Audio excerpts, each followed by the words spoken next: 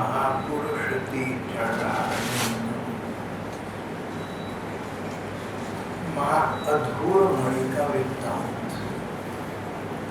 अधूरमणि बंगाल के गांव में पैदा हुई एक बच्ची थी। निर्धन परिवार में हुई, निर्धन ब्राह्मण परिवार में हुई। पर जैसे जैसे बच्ची बड़ी होती गई, उसके गुण सर्वसामान्यों के सम्मुख आने लगे। सर्व सुरक्षा, सरल हृदय, सबका मान रखने वाली, करुणा स्नेह की मूर्ति वह कन्या घर के काम में हाथ बटाने लगी। माँ तगली से सूत काट कर जनेऊ बनाती, बेटी उनके पास बैठती और इस कार्य में उनकी सहायता किया करती। इस प्रकार अधूरमणि नाम की बच्ची, अधूरमणि नाम की बालिका 8 वर्ष की हो गई। बंगाल की तत्कालीन प्रथा के अनुसार इसका विवाह हो गया। 8 वर्ष की बेटी का विवाह हो गया।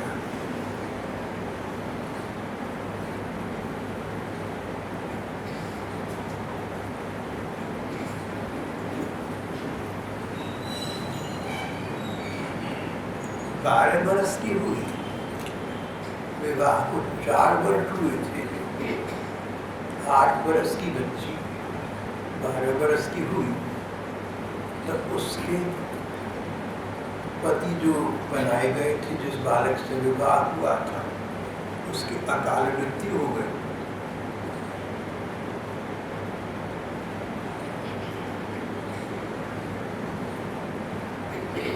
अधूरमणि 12 वर्ष की बालिका थी। ब्राह्मण परिवार में जन्मी थी, सदगृहस्थ ब्राह्मण परिवार में जन्मी थी। चरित्रवान थी, सुंदर संस्कार थे। उसने 12 वर्ष की उम्र में पति का देहांत होने पर दोनों घरों में सबको रोते धोते देखा, और ये भी देखा कि लोग अधूरमणि के साथ बड़ी सहानुभूति कर रहे हैं। उसको ये सब ऐसा लगा मानो उसकी आंखों के सामने एक नाटक हो रहा हो। न सुख की प्रतीति थी, न दुख की विकृति थी।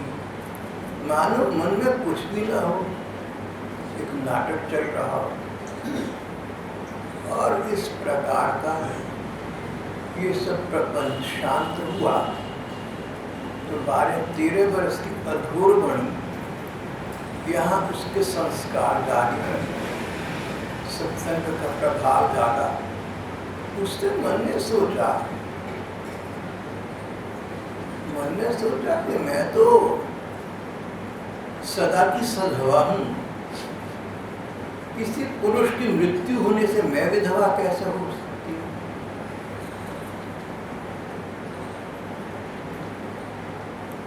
विधवा तो वो पत्नी कहलाती जिसके पति की मृत्यु हो जाए। मेरे पति तो अमर पुरुष है, मेरे पति तो परम पुरुष परमात्मा है। मैं तो श्री कृष्ण की हूँ। श्री कृष्ण अजर अमर हैं, उनकी प्रति समर्पित मैं भला वही धुर्य का दुख कैसे भोग सकती हूँ मेरे जीवन में। मेरे भाग्य में ये दुख तो हो सकता ही नहीं। मैं तो परम पुरुष श्री कृष्ण की चरण चेरी हूँ, सदा से उनकी थी, सदा के लिए उनकी हूँ। बीच में एक नाटक का दृश्य आया। हम नाटक देखते हैं, थोड़ी देर के बाद नाटक समाप्त हो जाता है। अधूरमणि के बाद सुगमन ने कहा कि विवाह होना, 4 वर्ष बाद पति की मृत्यु हो जाना, इतना नाटक था जो उसने देखा था, नाटक समाप्त हो गया। वो अपने घर भगवान के चरणों में वापस आ गया।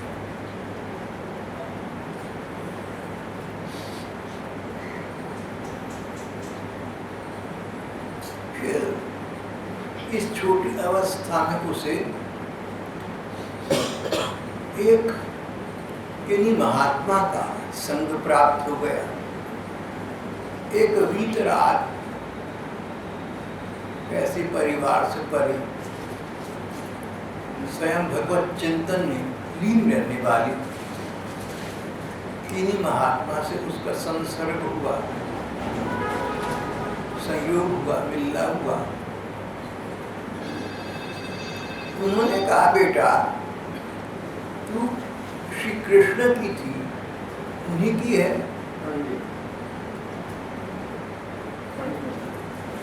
देख, श्री कृष्ण यशोदा मैया के लाडली लाल थे।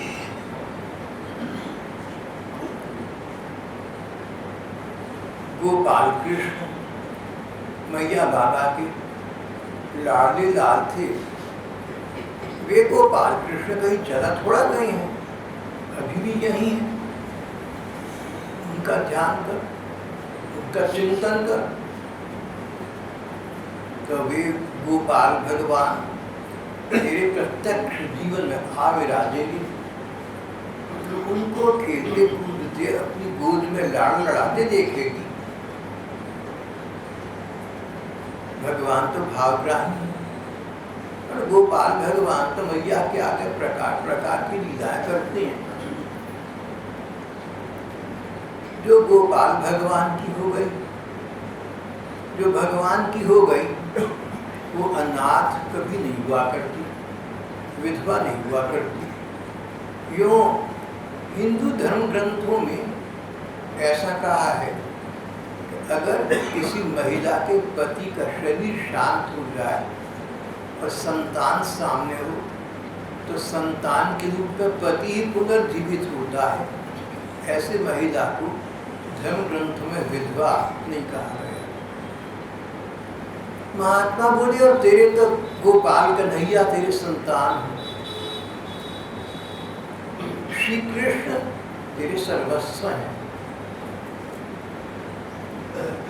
त्वमेव सर्वम मम देव देव, ये मेरे देवताओं के देवता, ये मेरे दिल के देवता, मेरे प्राणेश्वर, मेरे ठाकुर, मेरे सारे नाते सबसे पहले तुम्हारे साथ हैं।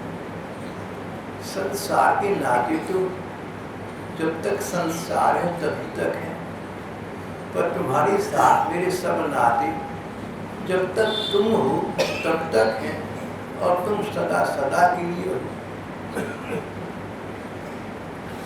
अधूर मणि नाम की इस बालिका ने उन महात्मा का संग प्राप्त करके उसका पूरा पूरा लाभ उठाया। महजनों का संग लाभ उठाना सबके बस का रूप नहीं होता।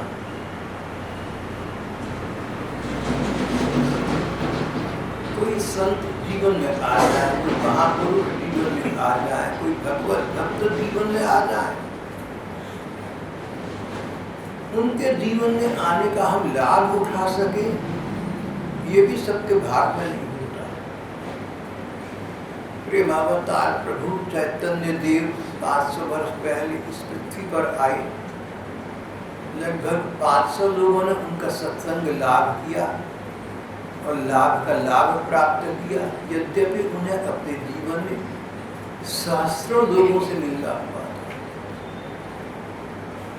सहस्त्रों लोग ऐसे थे जो उनके सत्संग में आए, उनके संग में आए, पर 500 के लगभग प्रभावित हुए।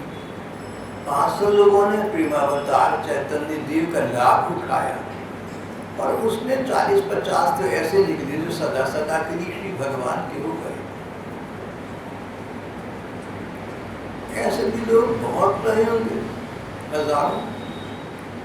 साक्षात प्रेमावतार प्रभु चैतन्य से मिले, पर चैतन्य देव की चैतन्यता का लाभ न उठा सके। उन्हें साधारण महापुरुष समझ के अपने पथ पर आगे बढ़ गए। गुरु नानक देव हो, स्वामी रामकृष्ण परमहंस हो,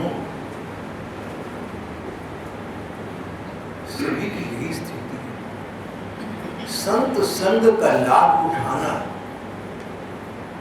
बड़े विवेकवान व्यक्ति का काम है। हम तो बाहरी बातों तक रह जाते हैं। कलयुग है, ऐसा समय आ गया कि सच्चा संत मिलने कठिन हो गए। पर कहीं ना कहीं कोई तो होंगे। ना सतो विद्यते भावो, ना भावो विद्यते सतः। असत का कभी भाव नहीं होता और सत्य वस्तु का अभाव नहीं होता। तो सच्चे भगवत भक्त, सच्चे संत महात्मा कहीं कहीं आज भी होते हैं। हमारी ऐनक हो ठीक नंबर की, हमारी दृष्टि हो मोतिया न उतरा हुआ, संसार के माया मोह से हमारी दृष्टि आक्रांत न हो, कैटरेक्ट के हम मरीज न हो, तो इस प्रकार के सच्चे संतों का समागम हमारे जीवन में भी हो सकता है। अधूर मणि को बाल्यावस्था में इस प्रकार की परमोज्वल असंबोध एक संत का सानिध्य प्राप्त हुआ। उन्होंने इसे बताया कि गोपाल की सेवा कर, गोपाल तेरे पुत्र हैं, तेरे सर्वस्व हैं। गोपाल भगवान तेरे पुत्र हैं तो तेरे जीवन में सांसारिक बातों का स्थान कहाँ रहा? अधूर मणि तो पहले भी ऐसा मानती थी, अब उसके मन में गोपाल भगवान बस गए।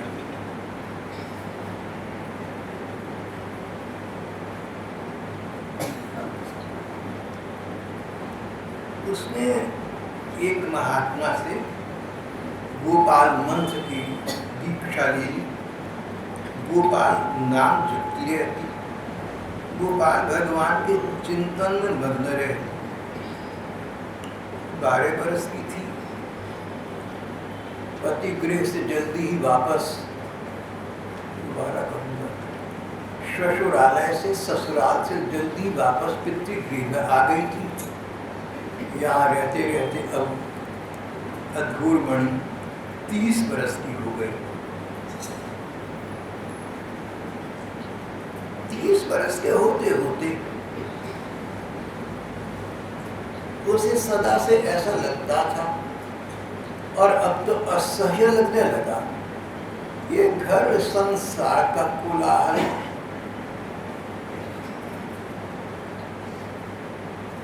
इस धरती के कोलाहल से ले चलो मुझे तुम मेरे ठाकुर। इस विपद्रव से, इस विप्लव से, इस उत्पात से, संसार के इस प्रपंच से, घर गृहस्थी के इस मायामोह से निकाल कर मुझे कहीं अपने चरणों में ऐसा स्थान दे दूं कि मैं तुम्हारा एकांतिक भजन कर सकूं, एकांत में बैठकर सकांत हो सकूं, एकांत में बैठकर प्रियतम भगवान का चिंतन भजन स्मरण बस यही करूं, अन्य मेरे लिए कुछ नहीं लग रहा है।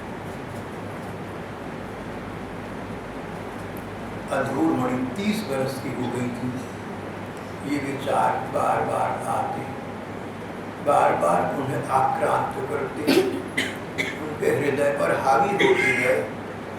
किसी प्रकार श्री भगवान मुझे अपने चरणों में ऐसा स्थान दें कि संसार के कोलाहल से, संसार के हल्ले शोर से मैं दूर हो जाऊं। वो अपने ससुराल में या अपना पिता के घर भी नहीं रहना चाहते। विरक्त भक्तों के विषय में एक बात कही गई, जैसे अंगीठी के पास बैठोगे तो ताप तो लगेगा ही, इस प्रकार घर गृहस्थी में रहोगे तो वहां का वातावरण तो तुम्हारा स्पर्श करेगा ही। अधूर मणि एकांतिक जीवन के लिए व्याकुल रहने लगे। अधूर मणि के भाई थे नील माधव। नील माधव एक मंदिर के पुजारी थे। अधूर मणि से कहा, बहन वस्तु मंदिर में बहुत बड़ा मंदिर है, विशाल उद्यान, बाग बगीची है, एकांत है, वहां बैठकर भजन कर लिया कर। बहुत समय तक इन्होंने उस मंदिर की एक बगीचे में बैठकर सारा दिन भजन स्मरण का नियम ले लिया। मंदिर की मालकिन ने देखा, बहुत प्रसन्न हुई और मालिक से कहा कि ये कन्या पुजारी जी की बहन, ये तो भगवान की भेजी एक भेंट है हमारे लिए, इसके लिए हम एक छोटा सा कमरा यहीं बगीचे में बना दें।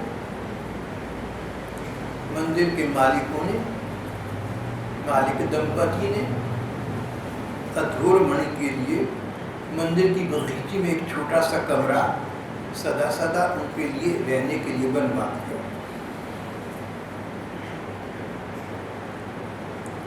मंदिर की मालकिन तो ही समझती थी कि भगवान की हम पर कृपा हुई जो इस प्रकार की एक भक्त महिला का हमारे यहाँ समागम हुआ।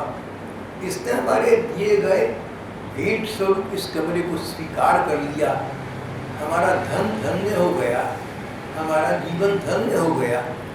अपने ठाकुर जी की, अपने ठाकुर ठाकुरानी की, मंदिर के श्री राधा कृष्ण की पूजा सेवा का फल तो हमें मानो इस अधूर मणि के रूप में मिल गया। मालकिन इसे भगवान की कृपा मानती, और जिसे भगवान की कृपा मानती वो अधूर मणि ये कमरा मिलने को, मंदिर के प्रांगण में एकांत में कमरा मिलने को भगवान की विशेष कृपा मानती। गोपाल की माला जपती रहती थी, कहती देखो गोपाल ने अपनी इस बूढ़ी गरीब माँ के लिए मंदिर जैसे स्थान पर एक बाग बगीची में कितने सुंदर कक्ष का निर्माण कर दिया, कमरा बनवा दिया, चारों ओर हरियाली, बाग बगीची, वृक्ष, कहीं फूल खिले हुए।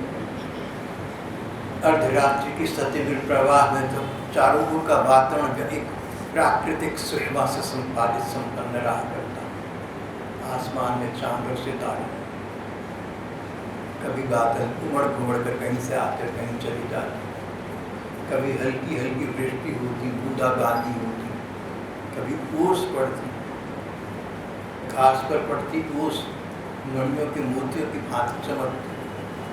अधूर मणि को इन सब कलाकृतियों में कला के नियंता भगवान का, अपने गोपाल भगवान का स्मरण होता।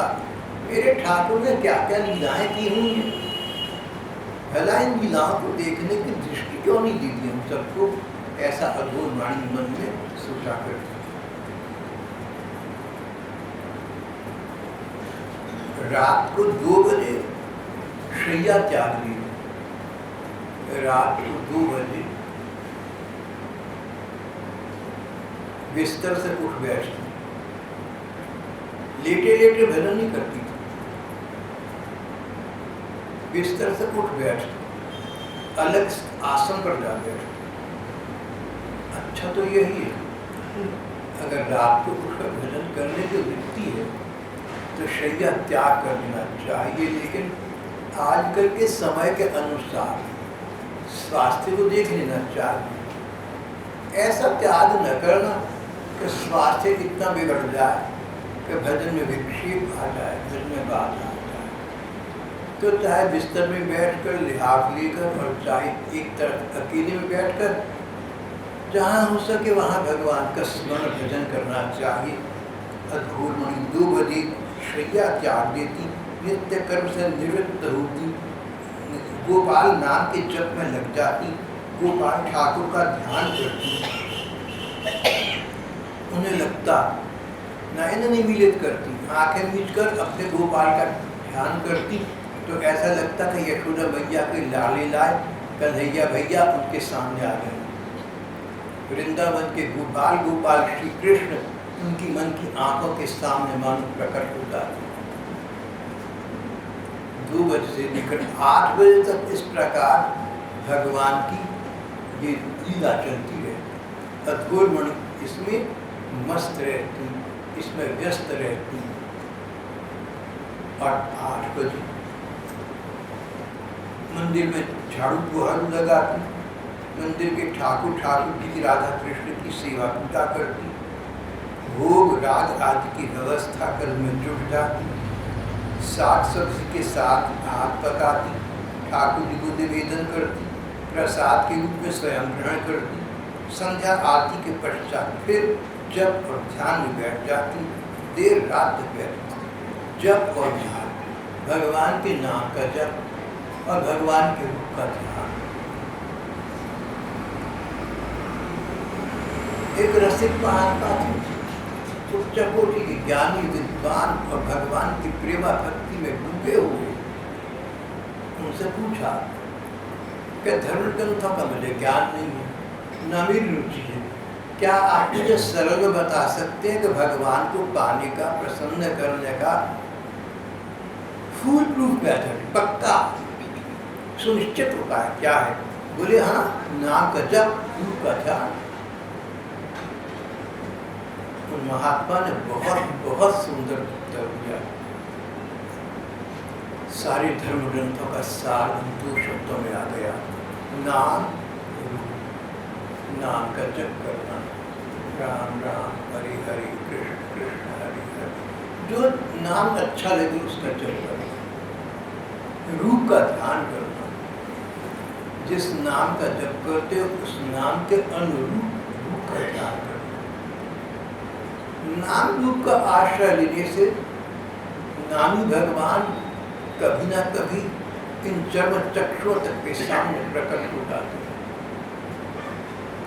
तभी तो गोलमणि के जो उन दोनों गुरु स्वरूप हुए श्री रामकृष्ण परमहंस देव, उनसे बहुत पहले एक बार स्वामी विवेकानंद, तब उनका नाम नरेंद्र था, स्नातक थे, कैलकाटा यूनिवर्सिटी के ग्रेजुएट थे, उनसे पूछा, मजाक उड़ाने के लिए नरेंद्र ने पूछा, स्वामी जी आपने भगवान को देखा है?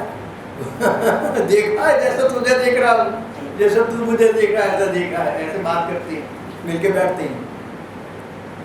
नरेंद्र पर जादू का असर हुआ और वो नरेंद्र से स्वामी विवेकानंद बन गए। नाम की बड़ी महिमा है, सबसे बड़ी महिमा नाम है।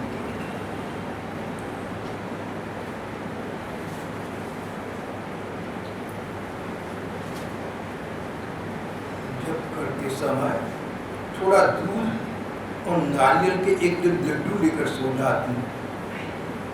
इस प्रकार वात्सल्य भाव से गोपाल कृष्ण को अपना बच्चा समझते हुए अघोरमणि को इस कुटिया में 30 वर्ष से अधिक बीत गए।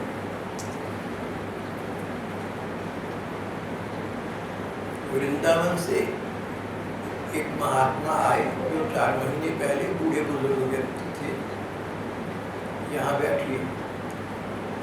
कहने लगे, श्याम तेरी कुटिया नीचे है, मैं उसके दर्शन करना चाहता हूँ। अंदर से मेरा मन घबराया, मेरी कुटिया में तो भैया कभी टेप रिकॉर्डर रखा है, कहीं पर इस तरह के गैजेट्स रखे हुए हैं, ये कुटिया कर रहे हो, अब क्या करूँ, कैसे छिपाऊं? छिपाने का कोई साधन विकल्प न देखकर मैंने कहा हाँ, खुशी से देखिए।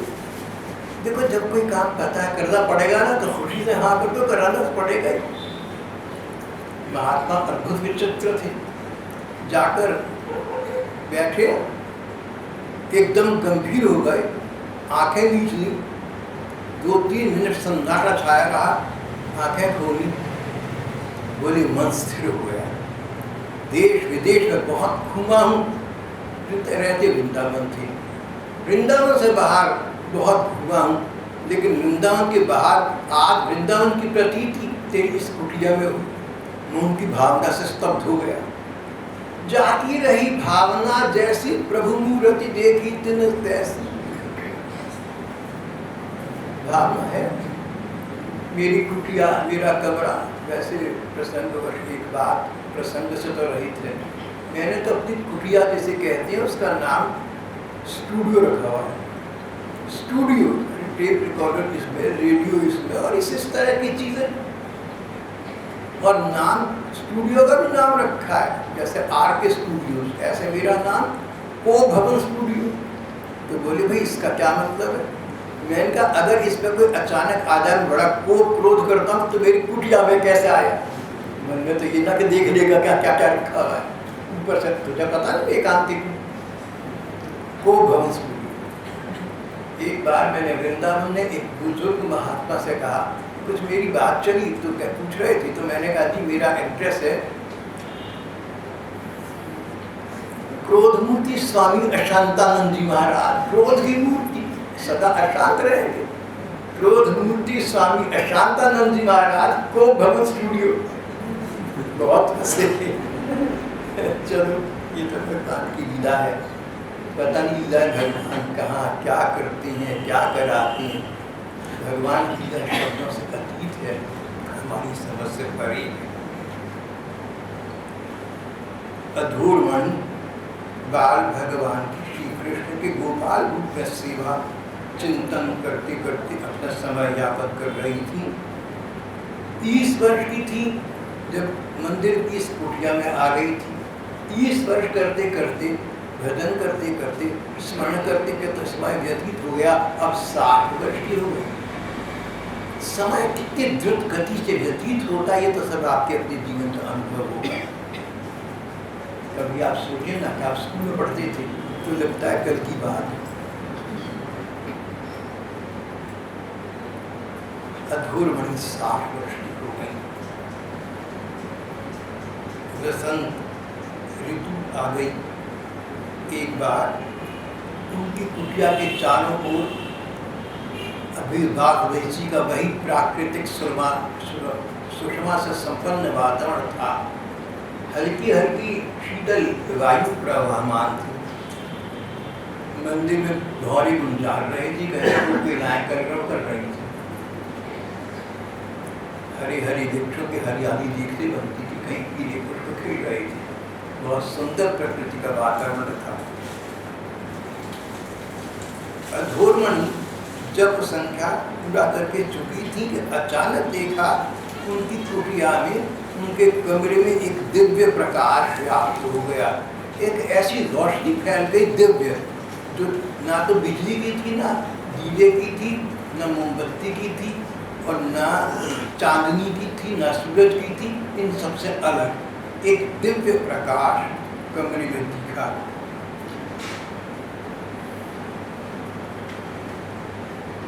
और उसी समय आश्चर्य से, बड़े संभ्रम से अधूरमणि ने देखा 60 वर्ष की बुढ़िया, अधूरमणि गरीब बुढ़िया, कूद को कोई बच्चा उनकी गोद में आ बैठा और उस सुंदर प्यारे से बच्चे ने अपनी बाहें फैलाकर इनके गले में लिपट गया। माँ माँ तेरा गोपाल आ गया, माखन खिलाना माँ मुझे।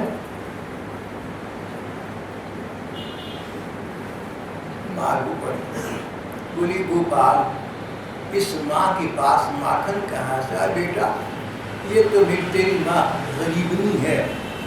अच्छा देख मेरे पास लड्डू बढ़िया नारिकेल के एक लड्डू खिलाया। गोपाल ने लड्डू खा लिया। दोनों एक दूसरे को प्यार से देखते रहे। माँ ने जिनके लिए आज तक तपस्या की थी, न जाने कितना जप किया, कितना तप किया, कितना रुदन क्रंदन किया, वो गोपाल आज अपनी माँ के पास उनकी आंखों के सामने आ गया।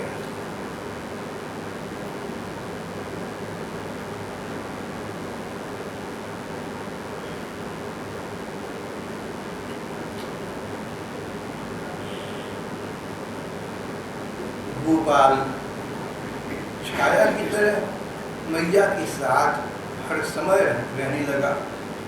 माँ आग अंगीठी जलाने के लिए आम के बगीचे में से सूखी लकड़ियाँ बिलोड़ने जाती, चुनने जाती, तो वह उनका आंचल पकड़ कर झूमता शामता उनके साथ जाता। उसके नुपुरों की ध्वनि ब्राह्मणी के कानों में मधुर वर्षा करती थी। बगीचे में चारों ओर नाच कूद कर लकड़ियाँ छेपड़ियाँ बीन कर कुटिया में ले आती। माँ मना करती, कहीं कोई काटा ककड़ न चुभ जाए इसके पाँव में, डांटती झपटती, वो न मानता। और जब माँ अधिक कुछ कहती तो आंखों में उसके आंसू भर आती।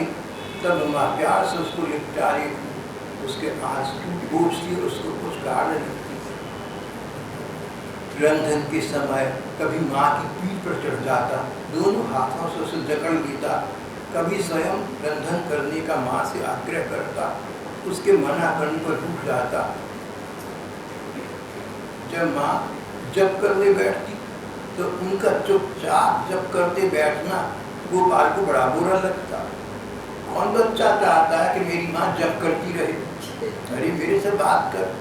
जिस गोपाल के नाम का माँ जप कर रही थी, जिस नाम का जप करने से इतने वर्षों के बाद नामी गोपाल सामने आ गए थे, वो नामी गोपाल माँ को जप करने से मना करने लगे। चित्र की सेवा तो तभी तक है ना जब तक जिसका चित्र व्यक्ति सामने ना आता है।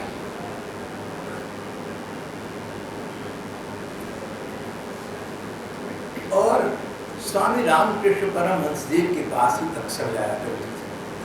स्वामी रामकृष्ण स्वामी विवेकानंद के गुरु।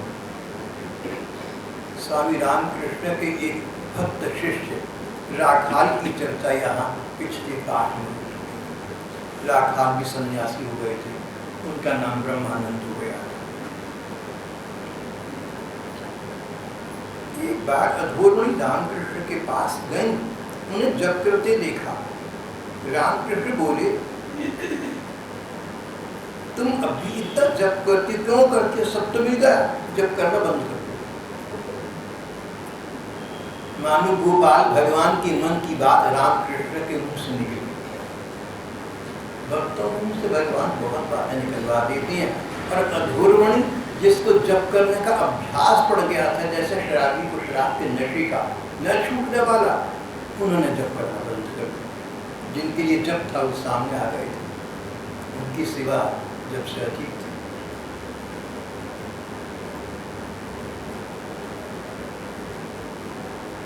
पर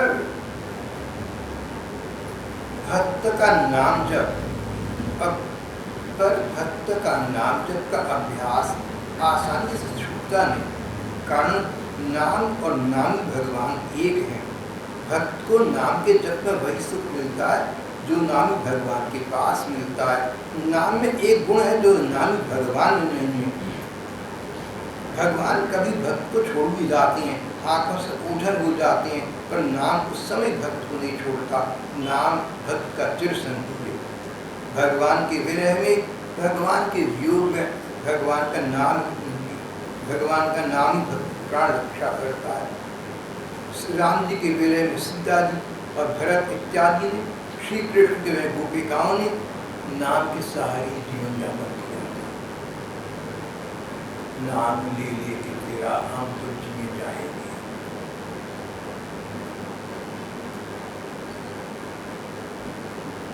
नाम तेरा है जुबान पर, याद तेरी दिल में है।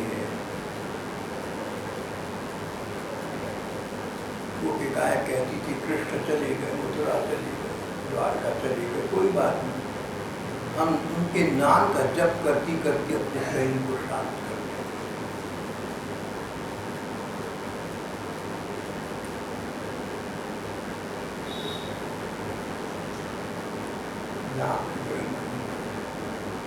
स्वामी रामकृष्ण अधोरमणि को गोपालेर माँ कहकर पुकारते थे। गोपालेर माँ, गोपाल की माँ। कोई व्यक्ति भगवान की भक्ति करे, भगवान को अपने पुत्र रूप में माने, तो भगवान जैसे गोपाल माँ के सामने गोपाल रूप में प्रकट पूजा करने लगे। ऐसे किसी भक्त की भावना की परिपक्वता होने पर उसके जीवन में भी ऐसा हो सकता है।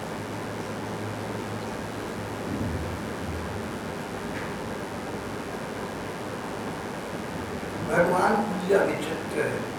एक बार गोपाल भगवान 2 महीने के लिए अंतर्धान अदृश्य हो गए। गोपाल की माँ को गोपाल की विरह वेदना ने भी मार डाल दिया। उन्होंने फिर से माला पकड़ ली, फिर नाम जप का सहारा लेने लगे। पर जिन नानी को अब अपनी आंखों के सामने लगातार देखा था। अब आंखों से ओझल हो गए। उनका वियोग बूढ़ी माँ से सहा न गया।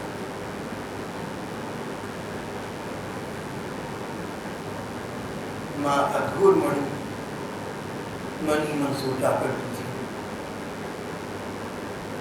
कि जो गोपाल एक पल को मेरी आंखों के सामने से हटता नहीं था, गोद में आने को रोया करता था, लिपटा करता था, अब ये आंखें उस गोपाल के तरस रही। काल भगवान तुझे नमस्कार। समय की महिमा ते हिंदू दिवस गता। वो दिन चले गए, वो दिन चले गए तो खरी थपाकता बड़ा करते। सब दिन होत न एक समान। अधूर मणि बुढ़िया हो गई थी, बेटा छोड़कर चला गया। उनका समय रुदन क्रंदन में बीतने लगा। इस दौरान उनको अपने हृदय में एक असह्य यंत्रणा का अनुभव होने लगा। उन्हें लगा कि मेरे वक्षस्थली में, मेरे हृदय में, मेरे चेस्ट में कोई तकलीफ रहती है। ऐसा जैसे माया का रूप होता है, जिसे आजकल अंग्रेजी में एसिडिटी या गैस्ट्रिक ट्रबल, विंटर ट्रबल, इसके कई नाम।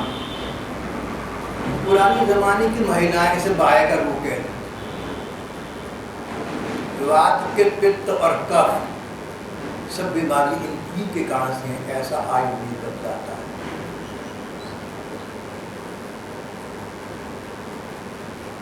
उन्होंने अपने दिल का दुख श्री रामकृष्ण से कहा। उन्होंने कहा तुझे बाह्य रोग है? अरे भाई तुझे बाह्य रोग नहीं है, तुझे कृष्ण रोग है। ये रोग तो वो है जो चैतन्य महाप्रभु को हुआ था, जो मीराबाई को हुआ था। धन्य है तू जिसे ये रोग लगा। कृष्ण नाम जबती मैं श्रवण सुनोरी आली भूली भवन हो तो बावली कही।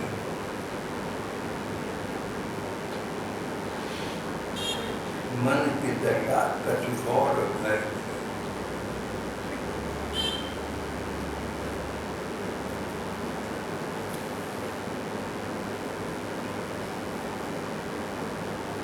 एक बार उन्होंने स्वामी विवेकानंद से कहा कि अब तक जो बाल गोपाल मेरे साथ रहे,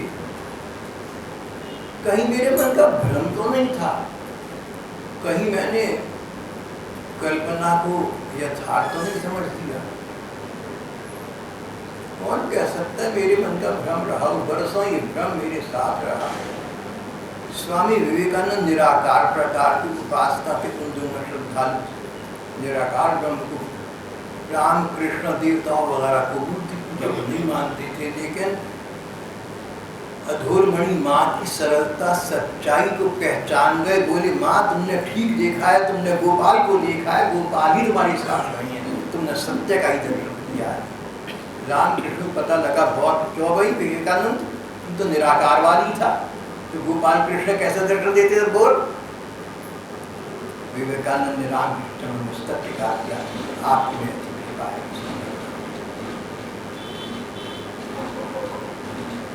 विवेकानंद की एक श्रद्धालु थी, अंग्रेज लेडी जो भारत आ गई थी, अब उनका नाम हो गया था भगिनी निवेदिता, सिस्टर निवेदिता।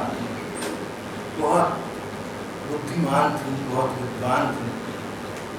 वो कहती थी कि मैंने स्वयं देखा कि अनपढ़ बामनी, अनपढ़ बुढ़िया से लोग भक्त समझकर बड़े बड़े ऊंचे दर्जे की बातें पूछने आते। तो बुढ़िया अधूर मणि कहती मैं क्या जानूं, स्वामी विवेकानंद से पूछो, ब्रह्मानंद से पूछो, मुझे क्या पता, मैं तो अनपढ़ गंवार बुढ़िया। लोग पीछे पड़ जाते, लोग समझते नहीं जिसको इतनी भगवत प्राप्ति हो गई, इसके जीवन में ज्ञान की प्रधानता अवश्य होगी। तो एक कमरे में जाती जहाँ उसके गोपाल थे और कहती गोपाल एक बात बता, मेरे से प्रश्न पूछ रहे हैं, मैं अनपढ़ गंवार क्या जानूं, बेटा तू बता दे। गोपाल भगवान को उत्तर देते, उस उत्तर को बाहर आकर ये लोगों को बताती, पढ़े लिखे लोग उस उत्तर से संतुष्ट हो जाया। गोपाल भगवान दोबारा उनके जीवन में वापस आ गए थे। सन 1904 आ गया। 57 रमाकांत बासु स्ट्रीट कलकत्ता एक भक्त का घर था, वो इन्हें अपने घर ले गया। अधूरमणि बहुत अशक्त हो गई थी। अब जब माँ अशक्त हो गई, बुढ़ापा आ गया, बीमारियां लग गई, तो गोपाल बच्चा वापस आ गया और अधूरमणि की बुढ़िया माँ की हर समय सेवा कर लगा। पर उसकी चंचलता की वृत्ति नहीं गई थी, कभी जिद करता, कभी कुछ। लोगों को गोपाल चलता फिरता दिखता नहीं था। भगवान का दर्शन सबको कैसे हो सकता है, लेकिन अधूरमणि उनसे बातचीत करती तो लोगों ने ये तो नहीं समझा कि भगवान को देखने की दृष्टि नहीं है हमारी, ये समझ लिया कि ये बुढ़िया पागल हो गई, बुढ़ापे में आके शक्ति आ गई, यूं ही विकृति हो गई, ऐसी बातें करने लगी। संसार जिसे असत्य समझता है वो ही सत्य हो, इसका क्या पता।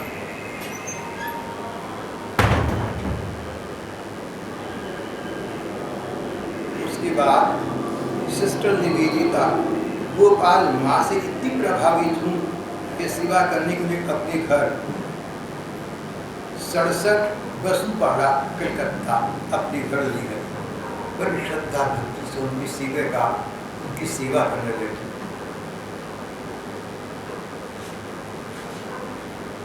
एक बार माँ ने देखा कि निवेदिता के पास एक बिलाव आके सो गया। घर की एक नौकरानी ने बिलाव को भगा दिया। बिलाव चिल्लाया, चीखा, भाग गया। अधूरमणि को बड़ा दुख पहुंचा। बोली, अरे ना समझ, बिलाव के रूप में क्या भगवान नहीं है? मेरा ठाकुर आया था, तुमने उसको निकाल दिया बेचारे को। प्रिय आए पास बैठे, तू न जागी, तेरी अंदरूनी आंखें नहीं खुली। प्रियतम तो आज भी तुम्हारे पास आकर बैठते, लेकिन तुम उठते सोए रहते हो, शास्त्रता से आंखें मूंदे रहते हो।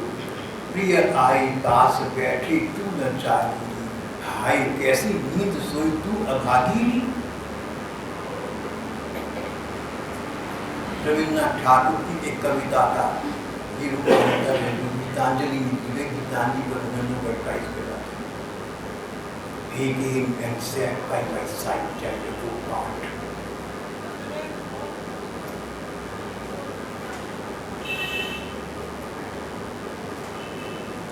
अन्य जीवों की तो बात क्या, बिलाव की तो बात क्या, अन्य सभी जीवों में गोपाल माँ को अपने गोपाल के दर्शन होने लगे। प्रेम का ये स्वभाव है। अगर भगवान से प्रेम हो तो प्रत्येक आकृति आकार में भगवान ही दृष्टिगोचर हो। सारा संसार कृष्णमय हो गया, जित देखो तित श्याम हो गए।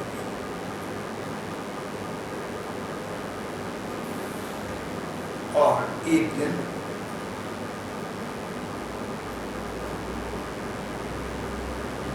श्री रामकृष्ण परमहंस की पत्नी कहलाने वाली शारदा माँ इनके पास आकर बैठी। बचपन में रामकृष्ण का विवाह शारदा से हो गया था। बहुत बड़ा एज गैप, आयु का अंतर था।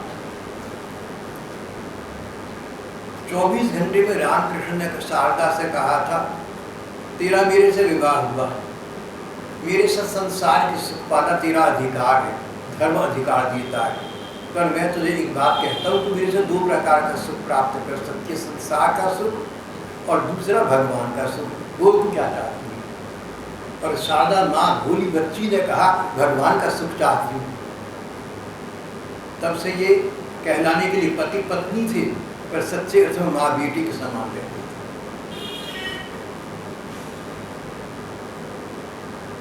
शारदा माता इनके पास आकर बैठी थी। अधूरमणि अचानक अचकचाकर बोली, गोपाल गोपाल आ गया। गोपाल इतने दिन तू मेरी गोदी में रहा, आज मुझे अपनी गोद में ले ले। आंखें मीठी। गोपाल अस्फुट स्वर में कहा, गोपाल तुझे मैंने अपनी गोद में रखा, पाला पोसा, आज तू अपने चरणों की रज मेरी माथे पर लगा दी। शारदा माता ने गोपाल भगवान के चरण की रज इनके माथे पर लगाई, सर्वांग में सारे शरीर में लगा दी। देखते देखते माँ की वो निद्रा चिर निद्रा में परिणत हो गई। माँ का पार्थिव शरीर पड़ा रह गया। वास्तविक स्वरूप शक्ति से अपने गोपाल के साथ गोपाल के सिर पर तिरोहित हो गए।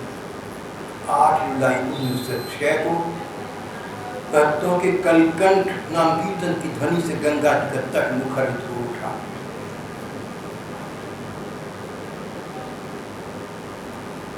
गोपाल की माँ के पास संपत्ति थी। एक जप की माला थी जो बहन निवेदिता ने ले ली, और दूसरा अपने गुरु स्वरूप स्वामी रामकृष्ण का चित्र था। वो चित्र बेलूर मठ में आज भी। ये माँ अघोर मणि का वृत्तांत आज आपसे मैंने कह सुनाया। यहाँ का प्रसंग हमारा आज का समाप्त हो जाता है।